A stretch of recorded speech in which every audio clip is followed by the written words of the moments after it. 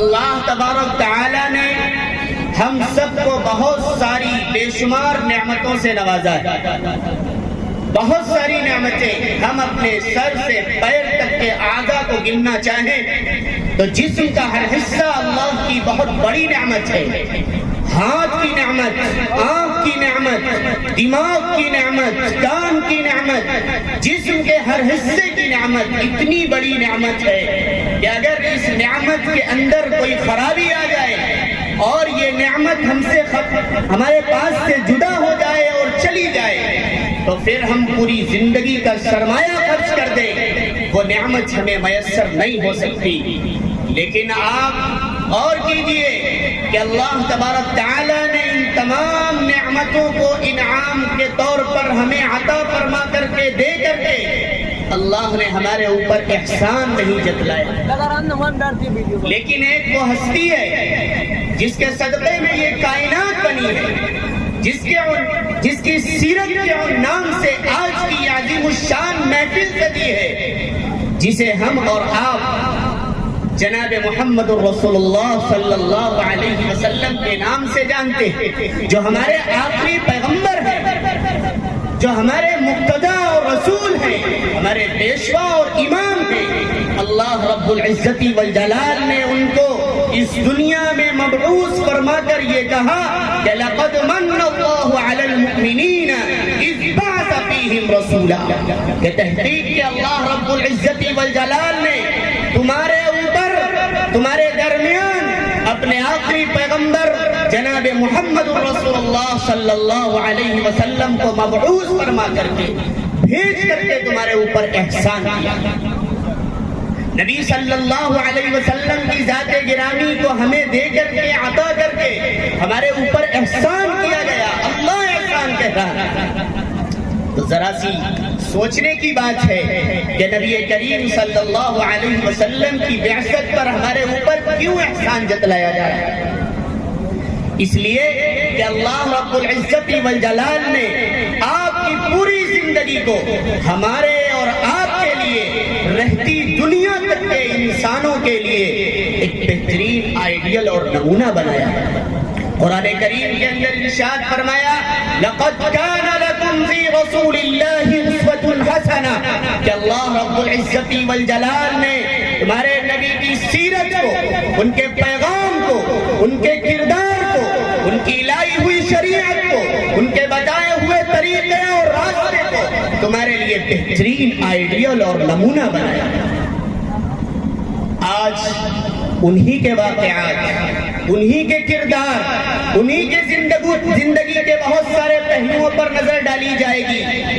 آج میں چند باتیں آپ حضرات کے سامنے لے کر آیا ہوں. ایک صحابی حضرت ابو دجانہ رضی اللہ عنہ، جلیل القدر صحابی، وہ جنگ بدر میں بھی شریک ہوئے، جنگ احد میں بھی شریک ہوئے، جنگ خندق میں بھی شریک ہوئے.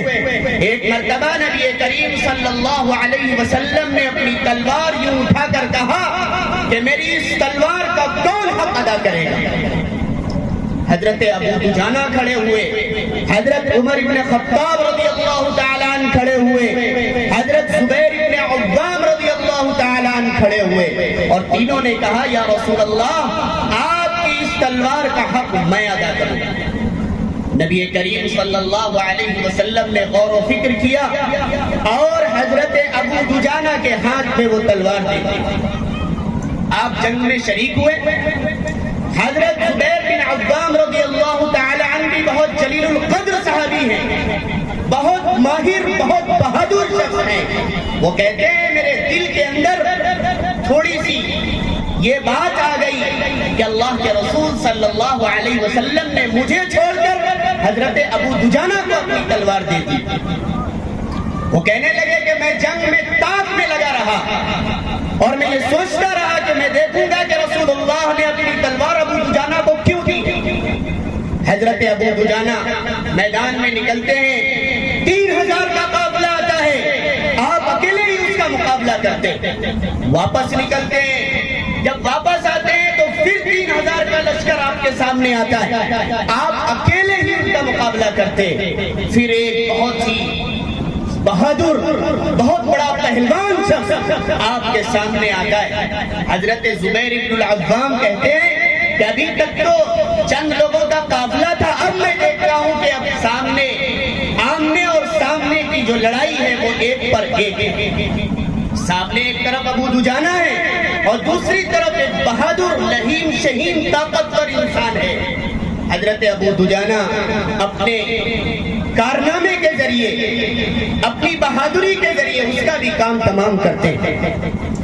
وہ ابو دجانہ بالکل آخری وقت میں آتے ہیں، جب ان کی زندگی کا آخری وقت ہوتا ہے، اور وہ چند صحابہ سے کہتے ہیں کہ میرے پاس ایک ایسی چیز ہے، مجھے امید ہے کہ اللہ رب العزت والجلال میری بخشش کر دے گا۔ لوگوں نے کہا کیا وہ جنگ بدر میں شرکت؟ جنگ بدر کے بارے میں آپ کو معلوم ہوگا کہ جنگ بدر میں جو حضرات شریک ہوئے ہیں، اللہ تبارک تعالیٰ نے فرمایا کہ بدری کی تمام اگلی اور پچھلی غلطیاں سب معاف کر دی گئی، اب وہ جو چاہے کریں۔ لوگ پوچھتے ہیں کہ آپ کی بدر میں شرکت؟ کہا نہیں۔ آپ کی احد میں شرکت؟ کہا نہیں۔ آپ کی جنگ خندق میں شرکت؟ فرمایا نہیں۔ آپ نے رسول اللہ کی تلوار کا حق ادا کیا ہے، یہ بات؟ کہا نہیں۔ تو کہا کون سی بات ہے؟ ذرا سوچنے کی بات ہے۔ حضرت ابو دجانہ رضی اللہ تعالیٰ عنہ فرماتے ہیں کہ میں نے اپنی پوری زندگی اپنی اس زبان سے کسی کو تکلیف نہیں دی ہے، اس زبان سے کسی کو تکلیف نہیں دی ہے۔ یہ وہ بات ہے جس کے اوپر میں امید کرتا ہوں کہ میری بخشش کر دی جائے۔ یہ سیرت صحابہ کا جلسہ ہے، یہ نبی کریم صلی اللہ علیہ وسلم کی سیرت کا جلسہ ہے۔ آج ہمیں یہاں سے اٹھنے سے پہلے چند پیغام اپنے کانوں میں گوش گزار کر کے اور اپنے پلو سے باندھ کر یہاں سے جانا ہے کہ یہ سیرت اپنی زندگی میں داخل کرنی ہے۔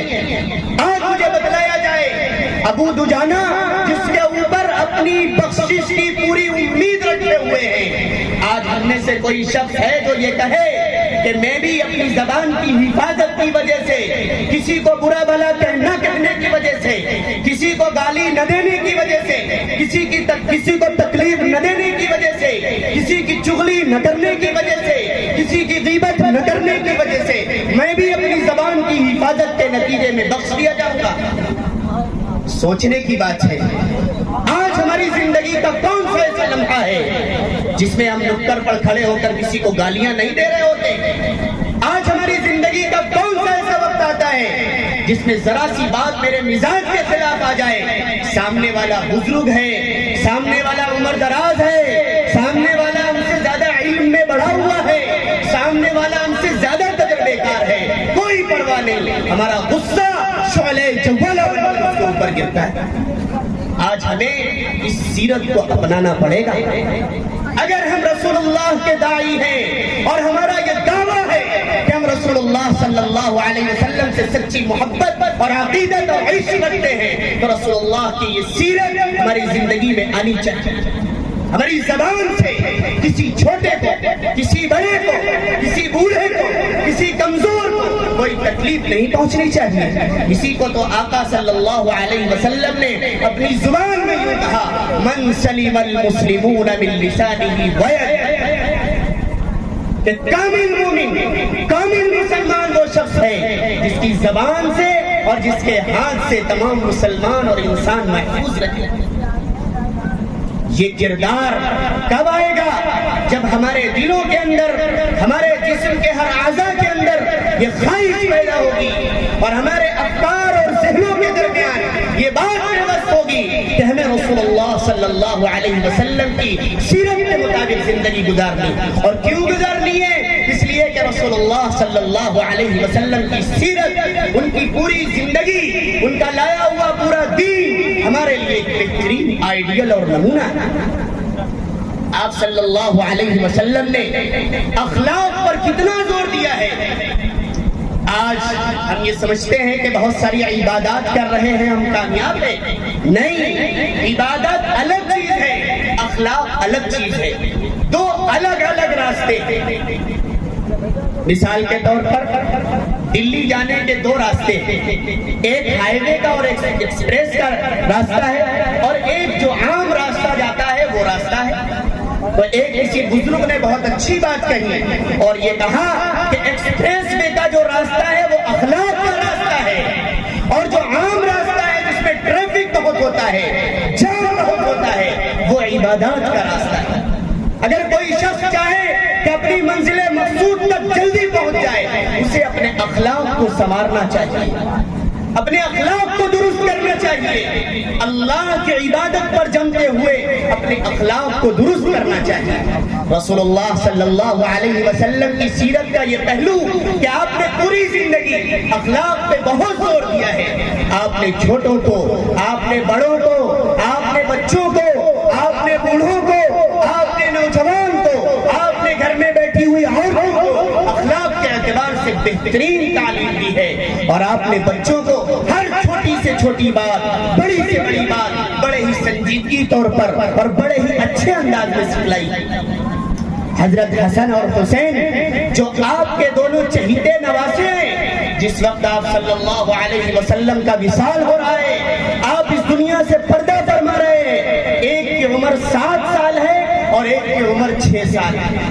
ان 6 اور 7 سال کے زمانے میں کبھی بھی آپ نے ان کو اخلاق سکھانے میں، تربیت کرنے میں کبھی غصہ نہیں کیا ہے۔ پوری زندگی میں صرف ایک موقع ایسا آتا ہے کہ حضرت حسین رضی اللہ تعالیٰ عنہ راستے میں چل رہے ہیں اور ایک صدقے کی زکات کی کھجور پڑی ہوئی ہے، وہ بچے ہیں، اٹھا کر کے اس کھجور کو منہ میں ڈال لیتے ہیں۔ آپ کو اتنا غصہ آتا ہے اور کہتے ہیں یا حسین اس کھجور کو تھوک دو، اس لیے کہ یہ کھجور تمہارے لیے جائز نہیں۔ پتہ یہ چلا اخلاق کو سکھانے کے لیے، تربیت کرنے کے لیے، دین پر اپنے بچوں کی اچھی اصلاح کرنے کے لیے ان پر غصہ کرنا بھی جائز ہے۔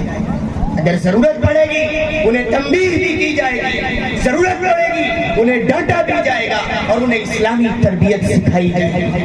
اگر رسول اللہ کی محبت کا دم ہم بھرتے ہیں تو رسول اللہ کی سیرت کو بھی ہمیں اپنانا پڑے گا۔ آپ صلی اللہ علیہ وسلم نے تو اتنا بہترین معاشرہ تشکیل دیا تھا کہ آپ کے بیٹی ہو، آپ کے نواسے ہو، سب بہترین کردار کے مالک تھے، سب بہترین اخلاق کے مالک تھے۔ رسول اللہ صلی اللہ علیہ وسلم نے جب بھی عبادات میں زیادتی کی ہے اور بہت زیادہ عبادت کی ہے، اتنی عبادت کی کہ آپ کے پیروں میں ورم اور سوجن آ گئی ہے، رسول اللہ نے اللہ تبارک تعالیٰ نے اپنے آخری پیغمبر جناب محمد رسول اللہ کو روکا اور یہ کہا ہے اے میرے پیغمبر، اے میرے محبوب، کیا آپ اس عبادت میں اپنے آپ کو ہلاک کر لیں گے؟ کیا اپنے آپ کو تکلیف اور مشقت میں ڈال دیں گے؟ اگر عبادت کے اندر آپ پڑے ہیں تو اللہ نے روکا ہے، اگر آپ نے مال دولت اللہ کے راستے میں خرچ کرنے کی کوشش کی ہے تو اللہ نے منع کیا ہے، نہیں میرے محبوب، پورا مال اللہ کے راستے میں خرچ مت کرو، تھوڑا سا اپنی زندگی کے لیے بھی روک دو۔ پتہ کیا چلا کہ اپنی زندگی کے برابر مال کو روک کر دوسرے کی مدد کرنا بھی رسول اللہ صلی اللہ علیہ وسلم کی سیرت ہے۔ اس کے علاوہ جب آپ نے اخلاق کو سنوارا ہے، اپنے کردار کو سنوارا ہے، اپنی زندگی کے ہر پہلو کو سنوارا ہے تو اللہ نے اس پر آپ کو شاباشی دی اور قرآن میں کہا انک لعلی خلق عظیم، کہ میرے محبوب آپ تو اخلاق کے اعلیٰ مرتبے پر فائز ہیں۔ پتہ کیا چلا کہ رسول اللہ کی سیرت کو، ان کے اخلاق اور کردار کو ہم جتنا اپنائیں گے ہمارے بھی مراتب بڑھتے ہی چلے جائیں گے۔ رسول اللہ صلی اللہ علیہ وسلم نے اتنا بہترین معاشرہ تشکیل دیا تھا کہ ایک مرتبہ آپ کے نواسے حضرت حسن اور حسین کو بخار آ گیا۔ آپ کی چہیتی بیٹی حضرت فاطمہ رضی اللہ عنہا اور آپ کے داماد حضرت علی رضی اللہ تعالیٰ عنہ دونوں نے منت مانی اور یہ کہا کہ اگر میرے دونوں نواسے بخار سے شفا یاب ہو گئے تو ہم 3 دن کا روزہ رکھیں گے، ہم 3 دن کا روزہ رکھیں گے۔ انہوں نے یہ منت مانی اور ماننے کے بعد اللہ کا کرنا ایسا کہ دونوں بیٹوں کو شفا مل گئی۔ صبح کچھ کھانے کو نہیں تھا سحری کے وقت میں، حضرت فاطمہ اور حضرت علی رضی اللہ عنہما دونوں نے بغیر سحری کے روزہ رکھا، صرف پانی پی کر۔ حضرت علی تو رسول اللہ صلی اللہ علیہ وسلم کے پاس چلے گئے، حضرت فاطمہ رضی اللہ عنہا پڑوس میں کسی عورت کے پاس چلی گئی اور ان کے یہاں آٹا پیسنے لگی۔ پورے دن آٹا پیسا، گیہوں کو پیستی رہی، جو کو پیستی رہی، تھوڑا سا آٹا مزدوری کے طور پر ملا، شام کو گھر لے کر آئی۔ دل میں یہ تمنا تھی کہ اس کی روٹی بنا لیں گے اور شام کو اسی سے ہم اور میرے شوہر حضرت علی دونوں مل کر کے افطار کریں۔ آپ گھر آتی ہیں، آپ نے اس آٹے سے روٹی بنائی ہے اور دسترخوان بچھا کر کے اس کو اپنے دسترخوان پر رکھا ہے۔ افطار کا انتظام گویا یہی روٹی ہے۔ جیسے ہی وقت ہونے والا تھا، ایک صاحب آتے ہیں اور کنڈی کھٹکھٹاتے ہیں، اے رسول اللہ کے گھرانے والوں، مجھے بھوک لگی ہے، میں مسکین ہوں، مجھے کچھ کھلاؤ، اللہ تمہیں جنت میں اس کا بدلہ دے گا۔ حضرت علی رضی اللہ تعالیٰ عنہ کی طرف حضرت فاطمہ نے دیکھا اور یہ کہا کہ یہ روٹیاں لے جاؤ اور اس مسکین کو دے دو۔ وہ روٹی لے گئے اور اس مسکین کو دے آئے اور افطار بھی پانی سے کر لیا۔ پورا ایک دن ہو گیا، سحری میں بھی کچھ نہیں کھایا، افطار میں بھی کچھ نہیں کھایا، صرف پانی پیا۔ اگلے دن پھر 3 دن کے روزے تھے، دوسرا روزہ، رات میں کچھ نہیں ہے، پھر پانی سے سحری کی ہے اور اس کے بعد پھر وہی کام کیا ہے۔ دوسرے دن بھی آپ پڑوس کے پاس گئی اور وہاں بھی آپ نے چکی چلائی ہے، تھوڑا سا آٹا ملا ہے، رات میں سوچا کہ افطار اس سے کریں گے اور روٹی تیار کر کے دسترخوان پر سجایا ہے اور سجانے کے بعد جو ہی وقت ہوا پھر کنڈی بجی ہے اور کہا اے اللہ کے گھرانے والوں، میں یتیم ہوں، مجھے کچھ کھلاؤ، اللہ تمہیں جنت میں بدلہ دے گا۔ حضرت علی نے فاطمہ کی طرف دیکھا اور یہ کہا کہ اس روٹی کو لے جا کر کے میں اس یتیم کو دے دوں گا۔ 2 دن ہو گئے، کچھ بھی نہیں کھایا ہے، افطار بھی پانی سے ہو رہا ہے اور سحری بھی پانی سے۔ تیسرا دن شروع ہوتا ہے اور پھر وہی ماجرا ہوتا ہے۔ حضرت علی رضی اللہ تعالیٰ عنہ تو نبی کریم صلی اللہ علیہ وسلم کی خدمت میں جاتے ہیں اور آپ اپنے پڑوس میں جاتی ہیں اور وہاں جا کر کے پھر آٹے والا کام کیے کرتی ہیں۔ شام کو تھوڑا سا آٹا ملتا ہے اور وہ لے کر کے آتی ہیں اور آنے کے بعد پھر یہی امید لگائے کہ آج بھی رسول اللہ صلی اللہ علیہ وسلم کے گھرانے والے اس روٹی کے ذریعے سے افطار کر لیں گے۔ جو ہی وقت افطار کا ہوا پھر کنڈی بجتی ہے، رسول اللہ کے گھرانے والوں، میں قیدی ہوں، میں آج چھوٹ کر آیا ہوں، میرے پاس کچھ کھانے پینے کو نہیں ہے، مجھے کھلاؤ، اللہ تمہیں جنت میں بدلہ دے گا۔ حضرت علی فاطمہ کو دیکھتے ہیں، فاطمہ حضرت علی کو دیکھتی ہیں، کہتے کچھ نہیں، آنکھوں میں اشارے ہو جاتے ہیں اور وہ روٹی اٹھائی جاتی ہے اور اس قیدی کو دے دی جاتی ہے۔ 3 دن ہو گئے، کچھ نہ کھایا نہ پیا۔ صبح جب حضرت علی رضی اللہ تعالیٰ عنہ نبی کریم صلی اللہ علیہ وسلم کی مجلس پہ جاتے ہیں، اللہ کے رسول بڑے خوش ہوتے ہیں اور کہتے ہیں اے علی، تمہارا اور فاطمہ کا جو کردار ہوا ہے وہ اللہ کو بہت پسند آیا ہے۔ حضرت علی چونکے اور کہنے لگے اللہ کے رسول، یہ تو میرا اور میری بیوی کے بیچ کی بات تھی، آپ کو کہاں خبر پہنچ گئی؟ اللہ کے رسول صلی اللہ علیہ وسلم نے فرمایا، مجھے صرف خبر ہی نہیں پہنچی بلکہ قیامت تک رہنے والی محفوظ کتاب کے اندر اللہ نے تمہارے کردار کو، تمہارے اخلاق کو اس کے اندر لکھوا دیا ہے۔ وَيُطْعِمُونَ الطَّعَامَ عَلَى حُبِّهِ مِسْكِينًا وَيَتِيمًا وَأَسِيرًا، کہ وہ لوگ اللہ کے رسول کے گھرانے والے اللہ کی محبت پر مسکین کو کھلاتے ہیں، یتیم کو کھلاتے ہیں، قیدی کو کھلاتے ہیں۔ اگر رسول اللہ سے محبت کا دعویٰ ہے تو ہمیں دوسروں کو کھلانا پڑے گا، اپنے کھانے کے مقابلے میں دوسرے کو ترجیح دینی پڑے گی۔ اور پھر مجھے کہنے دیجئے کہ رسول اللہ کی سیرت کے مطابق، رسول اللہ کے کردار اور اخلاق کے مطابق ہمیں یہ سبق ملتا ہے کہ ہم کھانے نہیں آئے، پہلے کھلانے آئے۔ یہ کردار ہمیں ملا ہے رسول اللہ کی اسی کردار اور اخلاق کی بنیاد پر، اسی سیرت کی بنیاد پر ہمیں یہ پیغام ملا ہے کہ ہم صرف پینے نہیں آئے، دوسروں کو پلانے آئے۔ واقعہ کیا ہے؟ صفا کا ایک مدرسہ ہے چھوٹا سا، جہاں پر حضرات صحابہ رضی اللہ عنہم پڑھتے ہیں، اللہ کے رسول صلی اللہ علیہ وسلم کی احادیث یاد کرتے ہیں۔ حضرت ابو ہریرہ رضی اللہ تعالیٰ عنہ بلکتے ہوئے، بھوک سے مچلتے ہوئے رسول اللہ کی خدمت میں حاضر ہوئے اور کہتے ہیں یا رسول اللہ بھوک لگی ہوئی ہے، یا رسول اللہ بہت بھوک برداشت نہیں ہو رہی۔ اللہ کے رسول نے حضرت ابو ہریرہ رضی اللہ تعالیٰ عنہ کو بھیجا کہ جاؤ کسی پڑوسی کے گھر میں، دیکھو کچھ آیا ہو ہدیے میں اسے لے آؤ۔ آپ گھر میں کنڈی بجاتے ہیں، پوچھتے ہیں کچھ ہدیے کی چیز آئی ہو تو دے دو، پوچھ کر تھک گئے۔ ایک گھر میں پتا چلا کہ صرف ایک پیالہ دودھ کا آیا ہوا ہے۔ انہوں نے کہا کہ رسول اللہ نے یہ منگایا ہے، وہ لے کر چلے آئے۔ جیسے ہی وہ پیالہ رسول اللہ صلی اللہ علیہ وسلم کے سامنے رکھا، آپ نے فرمایا اے ابو ہریرہ، جو صفہ کے چبوترے پر جو لوگ بیٹھے ہوئے ہیں وہ بھی تو بھوکے ہیں، انہیں وہ بلا۔ حضرت ابو ہریرہ کہتے ہیں صرف ایک پیالہ دودھ کا ہے اور بلایا 70 آدمیوں کو جا رہا ہے، کیسے پورا ہوگا؟ آپ نڈھال ہوتے ہوئے بھوک سے بیزار ہیں، تڑپ رہے ہیں، اور رسول اللہ کا حکم ہے، اصحاب صفہ کو بلانے گئے ہیں اور انہوں نے بلا کر کے آپ کی مجلس میں حاضر کر دیا۔ آپ نے کہا ابو ہریرہ ان کو پلاؤ۔ اب بڑی پریشانی ہوئی کہ پہلے مجھے ہی پلا دیتے، میں بھوک سے نڈھال ہو رہا ہوں، میں کمزور ہو رہا ہوں اور حکم مجھے ہی دیا جا رہا ہے کہ پہلے انہیں پلاؤ۔ ایک صحابی کو حکم دیا تم پیو، اور پی گئے کہ اللہ کے رسول پیٹ بھر گیا، کہا اور پیو، پیٹ بھر گیا، اور پیو، پیٹ بھر گیا۔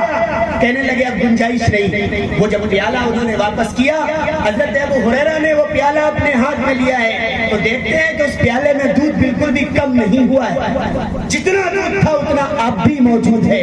کہنے لگے مجھے یقین ہو گیا اب صرف 70 نہیں 700 لوگ آ جائیں تب بھی یہ دودھ ختم نہیں ہوگا۔ باری باری سب کو پلایا گیا، سب کا پیٹ بھر گیا۔ اس کے بعد سب سے اخیر میں حضرت ابو ہریرہ رضی اللہ تعالیٰ عنہ کو حکم ملا ہے اے ابو ہریرہ اب تم پی لو۔ وہ پیتے ہیں، کہتے ہیں اللہ کے رسول پیٹ بھر گیا، تو کہا جاتا اور پیو، اللہ کے رسول پیٹ بھر گیا اور پیو، کہتے اب تو یہاں تک بھر گیا، اب گنجائش بھی نہیں ہے۔ اس کے بعد آقا صلی اللہ علیہ وسلم سب سے اخیر میں پیتے ہیں۔ آپ ذرا اس واقعے سے سوچئے، غور کیجئے، حضرت ابو ہریرہ بھی بھوکے ہیں، تڑپ رہے ہیں، نڈھال ہو رہے ہیں، بھوک کی شکایت رسول اللہ صلی اللہ علیہ وسلم سے کی ہے۔ رسول اللہ خود بھوکے ہیں۔ آج کی یہ سیرت، رسول اللہ کا یہ طریقہ ہمیں بتلاتا ہے کہ پہلے دوسروں کو پلاؤ، بعد میں خود پیو۔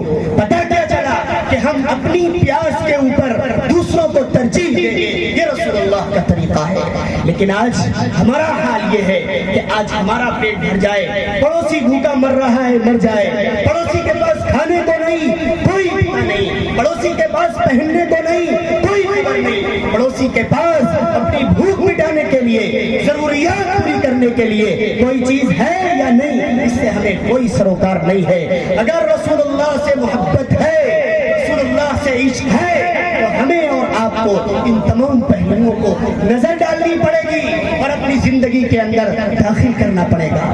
پتہ کیا چلا، ہم کھانے نہیں آئے، پہلے دوسروں کو کھلانے آئے، ہم پینے نہیں آئے، پہلے دوسروں کو پلانے آئے ہیں۔ یہی واقعہ ہے کہ ہم صرف اپنے جسم کے اوپر اور اپنے گھر والوں کو، بچوں کو، بیویوں کو کپڑے پہنانے نہیں آئے، دوسروں کو پہنانے کے لیے آئے ہیں، خود ہمارے گھر والے پہن لیں اور دوسرے کی فکر نہ ہو۔ یہ رسول اللہ کی سیرت نہیں ہے۔ بہت مشہور واقعہ ہے کہ عید کے دن آپ نئی چادریں اوڑھ کر کے رسول اللہ صلی اللہ علیہ وسلم عیدگاہ کی طرف نکلے ہیں۔ راستے میں آپ نے دیکھا کہ چند بچے نئے کپڑے پہن کر کے خوب جھوم رہے ہیں، عید کی خوشیوں میں مست ہیں۔ ایک چھوٹا سا بچہ جس کے ماں باپ نہیں ہے، یتیم ہے، وہ کنارے کھڑا ہوا ہے۔ آپ صلی اللہ علیہ وسلم اس سے پوچھتے ہیں، گھٹنوں کے بل اس کے سامنے بیٹھتے ہیں، اس کے چہرے پر ہاتھ پھیرتے ہیں اور کہتے ہیں بیٹا کیا بات ہے؟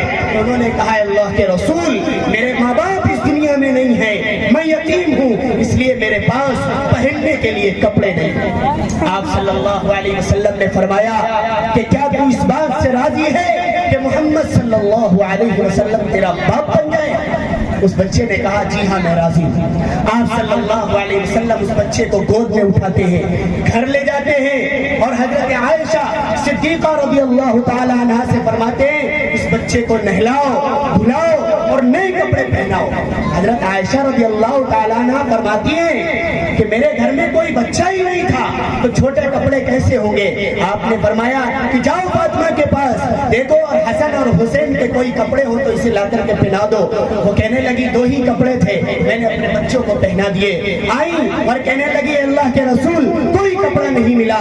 اللہ کے رسول نے اپنی چادر اتاری ہے اور اس کے 2 ٹکڑے کیے ہیں اور یہ کہا ایک چادر کی اس کی تہمند اور لنگی بنا دو اور دوسری چادر اس کو اوڑھا دو اور پرانی چادر مجھے دو میں اس کو اوڑھ لیتا ہوں۔ اور پھر وہ پہنا کر کے آپ اس کو کندھے پر بٹھائے ہوئے ان بچوں کے پاس دوبارہ لے جاتے ہیں، تھوڑی دیر کھڑے ہوتے ہیں۔ وہ بچے جو پہلے سے نئے کپڑے پہنے ہوئے تھے وہ اس بچے کو دیکھتے ہیں، یہ بچہ اس بچے کو دیکھتا ہے اور دونوں آپس میں رش کرتے ہیں۔ یہ بچہ کہتا ہے مجھے کوئی غم نہیں تھا کہ میرا باپ اس دنیا میں نہیں ہے، لیکن ان بچوں کو یہ غم تھا کہ میرا باپ آج اس دنیا میں کیوں ہے، اس لیے کہ اگر میرا باپ اس دنیا میں نہ ہوتا تو مجھے بھی رسول اللہ کا کاندھا ملتا، مجھے بھی رسول اللہ کی ولدیت ملتی، مجھے بھی رسول اللہ کے کپڑے ملتے۔ اور پھر آپ صلی اللہ علیہ وسلم اس بچے کو عیدگاہ میں لے گئے، آپ نے اپنے بغل میں بٹھایا ہے اور خطبہ دینے سے پہلے نماز پڑھانے سے پہلے یہ کہا اے لوگو یتیم کی کفالت کرو گے، یتیم کی دیکھ بھال کرو گے تو کل قیامت میں بھی تم بھی اسی طریقے سے ہوگے جس طریقے سے یہ بچہ ہے۔ یہ رسول اللہ کی سیرت، اگر آج بھی ہمیں رسول اللہ سے سچا عشق ہے، رسول اللہ سے سچی محبت ہے، رسول اللہ کی محبت کا دم بھرنے والے ہیں تو رسول اللہ کی سیرت کو پہلے ہمیں اپنانا پڑے گا، پڑوسیوں کا، غریبوں کا، یتیموں کا، بیواؤں کا، مسکینوں کا خیال رکھنا پڑے گا اور ہمیں یہ بات کرنا پڑے گا کہ رسول اللہ کی محبت اگر ہے تو یہ سیرت اپناؤ، اور اگر یہ سیرت ہماری زندگی کے اندر داخل نہیں ہے تو پھر ہماری محبت یا تو دعویٰ غلط ہے یا پھر ہم یہ کہنا چاہتے ہیں کہ ہم صرف محبت کا دعویٰ کر رہے ہیں، ہمارے اندر رسول اللہ کی سیرت داخل ہو جائے اس کے لیے ہم تیار نہیں ہیں۔ آج کا یہ اجلاس، آج کا یہ جلسہ، آج کا یہ آپ کا آنا یہی سبق دیتا ہے کہ جتنی باتیں رسول اللہ صلی اللہ علیہ وسلم کے تعلق سے ہمیں معلوم ہیں ان کو ہمیں اپنی زندگی میں داخل کرنا ہے، اور جو باتیں معلوم نہیں ہے زندگی کا خواہ کوئی بھی موقع ہے، خوشی کا موقع ہے، غمی کا موقع ہے یا کوئی اور موقع ہے، ہمیں رسول اللہ کے کردار کو، آپ کے طریقے کو، آپ کی سیرت کو، آپ کی زندگی کے الگ الگ مختلف پہلوؤں کو جان کر پہچان کر اپنی زندگی میں داخل کرنا ہے، قرآن پڑھنا ہے۔ اس لیے کہ ایک صحابی نے حضرت عائشہ صدیقہ رضی اللہ تعالی عنہ سے پوچھا ہے کہ اللہ کے رسول صلی اللہ علیہ وسلم کے اخلاق کیا تھے؟ حضرت عائشہ نے فرمایا خلوقہ القرآن، اللہ کے نبی صلی اللہ علیہ وسلم کے تمام اخلاق وہ تو پورا قرآن ہے، کیا تم نے قرآن نہیں پڑھا؟ آج افسوس کے ساتھ کہنے دیجئے صبح اٹھ کر کے ہم اخبار تو پڑھتے ہیں، جھوٹی خبریں تو پڑھتے ہیں، پیسے دے کر جھوٹی خبریں خرید پڑھتے ہیں، لیکن قرآن جو ہماری پوری زندگی کے لیے بہترین آئیڈیل اور نمونہ ہے، جو ہماری زندگی کے لیے بہترین قانون ہے، اس کو ہم چھوڑے ہوئے ہیں۔ اس لیے ہمیں قرآن اگر سیکھا نہیں ہے سیکھنے کی ضرورت ہے، پڑھا نہیں ہے پڑھنے کی ضرورت ہے، اور رسول اللہ کے کردار کو، آقا صلی اللہ علیہ وسلم کے صحابہ کی تمام چیزیں جو ہیں اس کو ہمیں اپنی زندگی میں داخل کرنی ہے۔ حضرت حسین رضی اللہ تعالیٰ عنہ آپ کے چہیتے نواسے ہیں، جوانی کا شباب چڑھا ہوا ہے، بہت فتوحات ہے، مال ہے سب کے اندر، اور اس وقت آپ نے اپنی باندھی سے کہا ہے کہ میرے پاس ذرا پانی لاؤ، وضو کرنا ہے۔ وہ باندھی گرم پانی لے کر آئی ہے اور آنے کے بعد وہ پیچھے کھڑی ہو گئی اور کہا کہ میں پانی لے کر آئی ہوں۔ حضرت حسین پانی لینے کے لیے مڑے ہیں، ہاتھ لگا ہے، وہ گرم کھولتا پانی آپ کے جسم پر پڑا ہے، آپ کے پیشانی کے اوپر سلوٹیں پڑ گئی، پیشانی کے اندر بل آ گیا ہے، غصے میں ہے، تو وہ باندھی فوراً قرآن کی آیت پڑھتی ہے اور کہتی ہے وَالْكَاظِمِينَ الْغَيْظَ، جو ایمان والے ہیں، جو رسول اللہ سے محبت کرنے والے ہیں، وہ غصے کو پی جایا کرتے ہیں۔ فوراً یہ بات سنی اور یہ جملہ سننے کے بعد آپ کی پیشانی کی سلوٹیں بدل گئی، ختم ہو گئی، غصہ ختم ہو گیا۔ اس باندی نے فوراً دوسرا جملہ پڑھا، والعافین عن الناس، کہ اللہ سے محبت کرنے والے، رسول اللہ سے محبت کرنے والے، غلطی کرنے والے کو معاف کر دیا کرتے ہیں، بھول چوک کرنے والے کو معاف کر دیا کرتے ہیں۔ تو انہوں نے کہا جاؤ میں نے تمہیں معاف کر دیا۔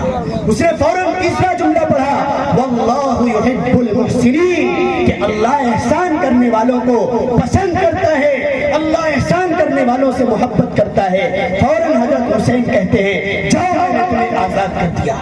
یہ سیرت حضرت صحابہ رضی اللہ عنہ کی ہمیں اپنانی پڑے گی۔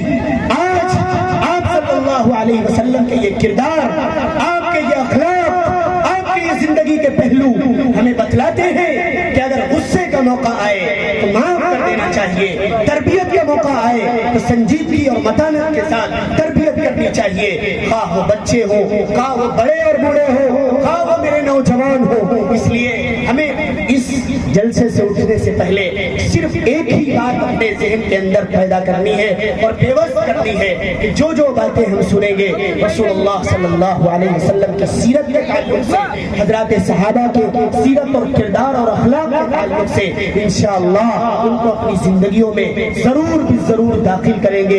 اللہ رب العزت والجلال کہنے سننے سے زیادہ مجھے بھی اور آپ تمامی حضرات کو عمل کی توفیق مرحمت فرمائے۔ وآخر دعوانا الحمدللہ رب العالمین۔